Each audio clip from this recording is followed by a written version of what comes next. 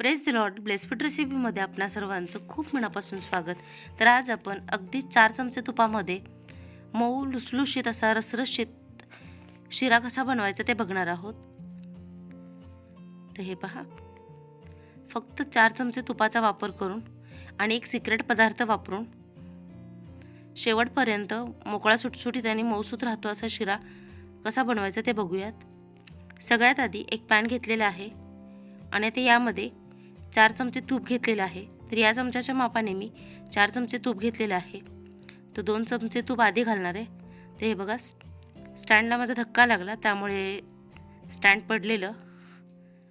तर काही लोकांचा गैरसमज नको, त्यामुळे मी ते तसंच दाखवलेलं आहे. तो तूप वितळलेला आहे. 2 चमचे तूप आपण आधी घालणार आहोत, राहिलेल्या तुपाचा वापर नंतर करणार आहोत. तर ज्या वाटीने 4 चमचे तूप घेतलेलं त्याच वाटीने मी 1 वाटी भरून रवा घेते. तर हा बारीक रवा आहे. तर हे पहा, तुपामध्ये रवा चांगला परतून घ्यायचा आहे. रवा भाजत असताना गॅसची आच नेहमी मध्यम ते मंद करूनच भाजायचा आहे. रवा आपल्याला करपवून घ्यायचा नाही आहे, पण तो खमंग खुसखुशीत भाजायचा आहे. बऱ्याच वेळेस घाईच्या वेळेस काय होतं, गॅस मोठा केला तर रवा पटकन करपतो, पण तो छान असा फुलत नाही, भाजत नाही. त्यामुळे मध्यम ते मंद आचेवर, शक्यतो मंद आचेवरच छान 2 मिनिट रवा परतून घ्यायचा आहे. तर सांगितलेला स्टेप फॉलो करून शिरा बनवलात तर अगदी मऊ लुसलुशीत असा होतो.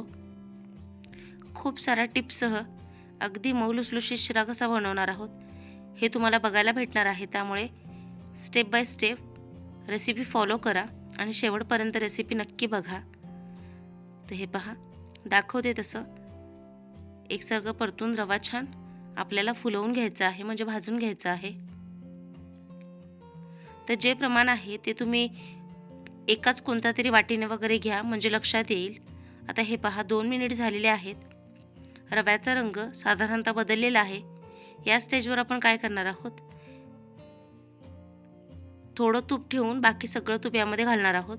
म्हणजे जवळपास 3 चमचे तुपाचा आपण आता वापर केलेला आहे. 2 चमचे आधी घातलेले आणि 1 चमचा आत्ता घातलेला आहे. आणि यामध्ये सुकामेवा घालणार आहे, म्हणजे ड्रायफ्रूट्स. तर बदाम, मगजबी, काजू आणि किसमिस म्हणजेच मनुके घेतलेले आहेत. तुम्ही याऐवजी कोणतेही ड्रायफ्रूट्स घेऊ शकता. तर ड्रायफ्रूट्स तुपावर परतून घेण्यापेक्षा या स्टेजवर रव्यामध्ये घालायचे, जेणेकरून ते छान असे फुलतात, मस्त असे कुरकुरीत देखील होतात. आणि जो सिक्रेट पदार्थ मी सांगितलेला, जो हॉटेलमध्ये वगैरे वापरला जातो, की ज्यामुळे रवा छान, म्हणजे शिरा छान मऊ लुसलुशीत होतो, तो म्हणजे, तर इथे मी अगदी एक छोटा चमचा, चपटा छोटा चमचा आहे, बघू शकताय तुम्ही, भरूनही नाही, तर अगदी छोटा चमचा गव्हाचे पीठ घालत आहे.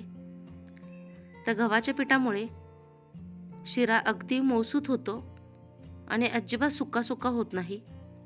तर ड्रायफ्रूट्स आणि गव्हाचे पीठ घालून पुन्हा रवा छान 2 मिनिट परतून घ्यायचा आहे. रंग तुम्ही बघू शकताय बदललेला आहे. तर छान तांबूस रंग येईपर्यंत मध्यम आचेवर ते मंद आचेवर आपल्याला हा परतून घ्यायचा आहे.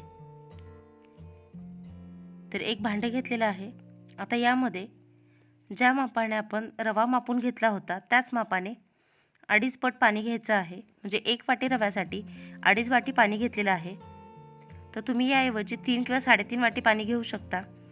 तर ज्या कन्सिस्टन्सीचा रवा म्हणजे शिरा मी बनवलेला आहे त्यासाठी 2.5 वाटी पाणी पुरेसं होतं.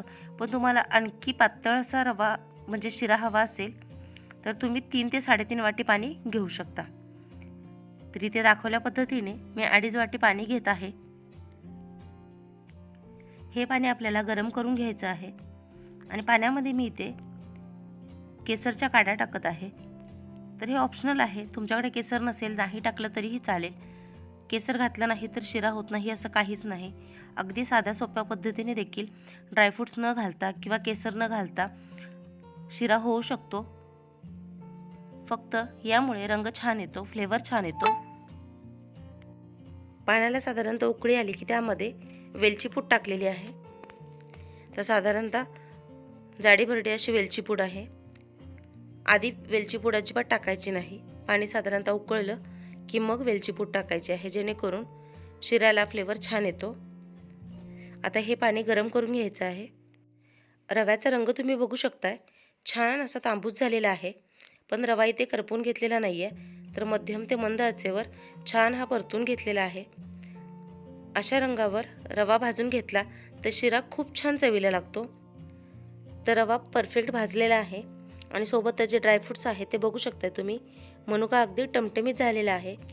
त्याच पद्धतीने बाकीचे ड्रायफ्रूट्स देखील छान भाजलेले आहेत. तर हे पहा, रवा अगदी परफेक्ट भाजलेला आहे.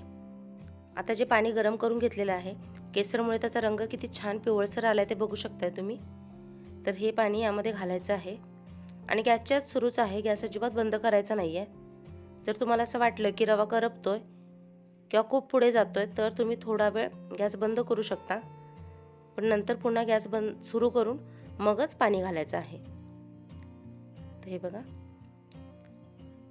थोडं पाणी मी शिल्लक ठेवलेलं आहे. रवा पाण्यामध्ये मिक्स करायचा आणि मग पुन्हा जे राहिलेलं पाणी आहे ते देखील यामध्ये घालायचं आहे.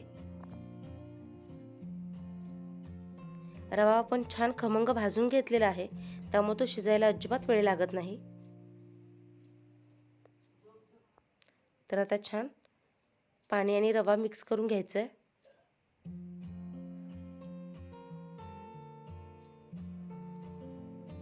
तर रव्यामध्ये पाणी लगेचच मुरायला सुरुवात होते.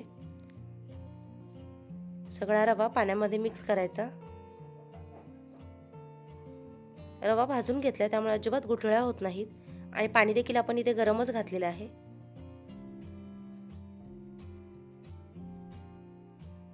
सगळा रवा छान मिक्स करून घेतलेला आहे.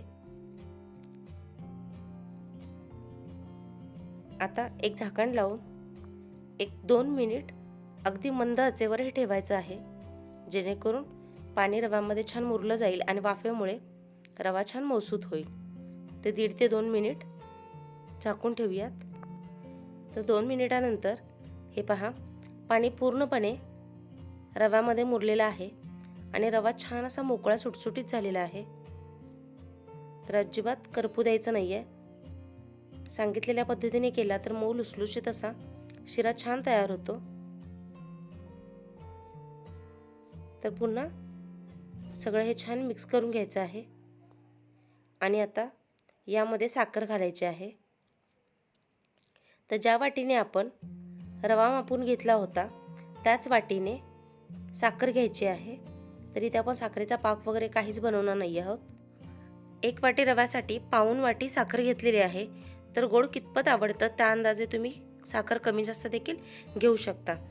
1 वाटीला 1 वाटी साखर घेतली तरीही चालेल, पण 1 वाटी रव्याला पाऊण वाटी साखर घेतली तर अगदी परफेक्ट गोड असा शिरा होतो. तर हे पहा, साखर घातल्यानंतर रव्याला पाणी सुटायला सुरुवात झालेली आहे आणि छान मऊसूत असा शिरा दिसतोय. तर अगदी परफेक्ट टेक्स्चर आलेलं आहे. तर हे सगळी प्रक्रिया सुरू असताना गॅसची आच मात्र मंदच ठेवायची आहे. तर साखर हळूहळू रव्यामध्ये विरघळते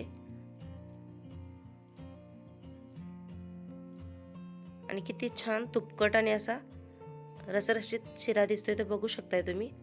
ड्रायफ्रूट्स देखील छान भाजलेले आहेत.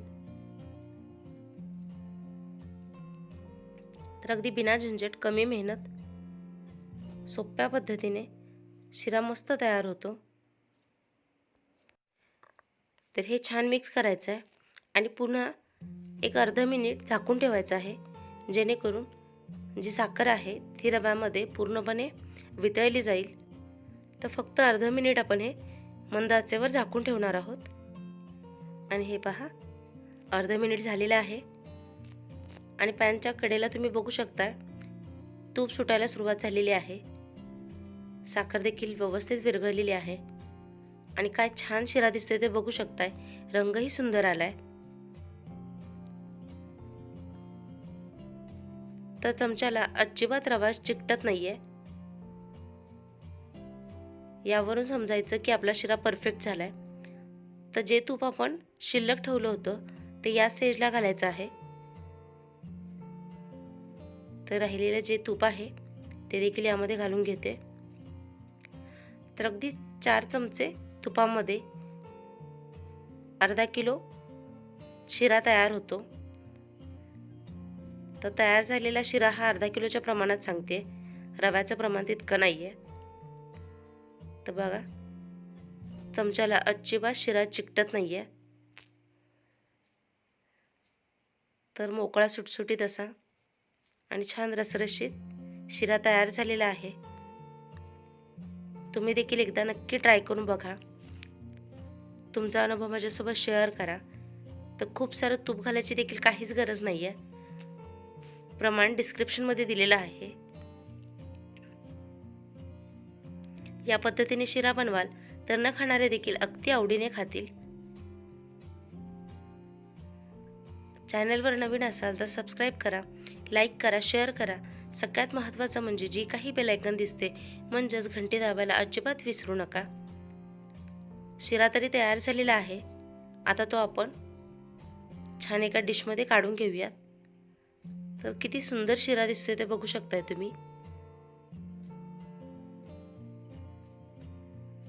तर आता हॉटेलमध्ये मिळतो तसा शिरा घरच्या घरी सोप्या पद्धतीने तयार झालेला आहे. भेटूया अशाच एका पारंपरिक आणि नवीन रेसिपीसह. तोपर्यंत स्वस्त राहा, मस्त खा आणि माझे व्हिडिओ बघत राहा. कारण लवकरच दिवाळीचे देखील फराळी पदार्थ येतील, ते देखील नक्की बघा. याआधी उपवासाचे रेसिपी दाखवलेली आहे, ती देखील नक्की बघा.